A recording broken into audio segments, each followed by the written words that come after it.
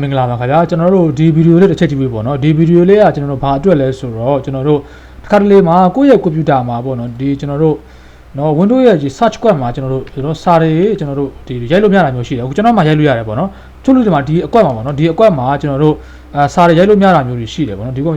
မှာစာရိုက်လို့မရဘူးနော်စာတွေရိုက်ရင်မပေါ်ဘူးဖြစ်နေတယ်ပေါ့နော်ပြီးတော့ဒီလိုကျွန်တော်တို့ Wi-Fi မှာကျွန်တော်တို့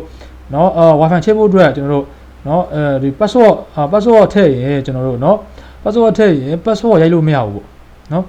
password ရိုက်တဲ့အကွက်မှာpassword ရိုက်တဲ့အခါမှာpassword key ရိုက်လို့မရဘူး keyboard ရိုက်ပြီးမှလောင်မပေါ်ဘူးနော်အဲ့လိုမျိုးကျွန်တော်တို့ဒီပေါ့နော် error တက်တာမျိုးကျွန်တော်တို့ရှိတယ်နော်ဒီမှာရိုက်လို့မရဘူးနော်ကျွန်တော်မှရိုက်လို့ရတယ်နော်ရိုက်လို့မရတဲ့လူတွေရှိတယ်အဲ့လိုဟာမျိုးကျွန်တော်တို့ကနေပြီးတော့ဘယ်လိုမျိုးကျွန်တော်တို့ကနေပြီးတော့ error ကိုပြင်မလဲပေါ့နော်အဲ့တော့ကျွန်တော်တို့ error ပြင်တဲ့နည်းကလွယ်လေးပါပဲကျွန်တော်တို့ဒီ run box ကနေပြီးတော့ကျွန်တော်တို့ဒီ key တစ်ခုရိုက်ပေးရပါမယ်အဲ့တော့ကျွန်တော်တို့ run box ကိုကျွန်တော်တို့ခေါ်ဖို့အတွက်ကျွန်တော်တို့ keyboard က window ရဲ့ I နှိပ်ပြီးရတယ်ပေါ့နော် window ရဲ့ I နော် window key နဲ့ကျွန်တော်တို့ R key ပေါ့နော်အဲ့တော့ကျွန်တော်တို့ဒီ window key နဲ့ R key ပေါ့နော်အဲ့တော့ကျွန်တော် window key ကိုမသိတဲ့လူတွေကိုကျွန်တော်ပြပါမယ်နော်အဲ့တော့ကျွန်တော် keyboard လေးရောက်ပြမယ်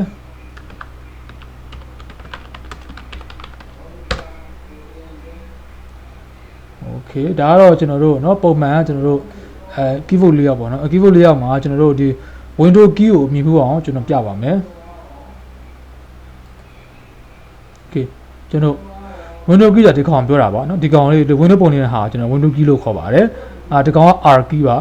window key နဲ့ R key နဲ့ကျွန်တော်တစ်ခါတည်းနှိပ်လိုက်မယ်ဆိုရင်ကျွန်တော်တို့ကနေပြီးတော့ဒီလို run box လေးရပါတယ်အဲ့ဒီမှာเนาะကျွန်တော်တို့ရပေးရမယ့် command လေးက c colon မြင်းဆောင် slash ပေါ့နော်ပြီးရင် windows window slash ပြီးရင် system system 32ပြီးရင် slash နော်ပြီးကျွန်တော် ctfmon.exe ဆိုတဲ့ဟာရိုက်ပေးရပါမယ်ပြီးအခါမှာကျွန်တော်တို့ကနေပြီးတော့ okay ကိုနှိပ်ပြီးတော့ run ပေးလိုက်ပါအဲ့လို run ပေးလိုက်မယ်ဆိုရင်တော့ကျွန်တော်တို့ခုနကရိုက်လို့မရတယ်ကျွန်တော်တို့ Wi-Fi အကွက်တွေမှာဒီ password ရိုက်လို့မရတဲ့နေရာတွေမှာကျွန်တော်တို့ဒီ password ကျွန်တော်တို့ရိုက်လို့ရလာပါလိမ့်မယ်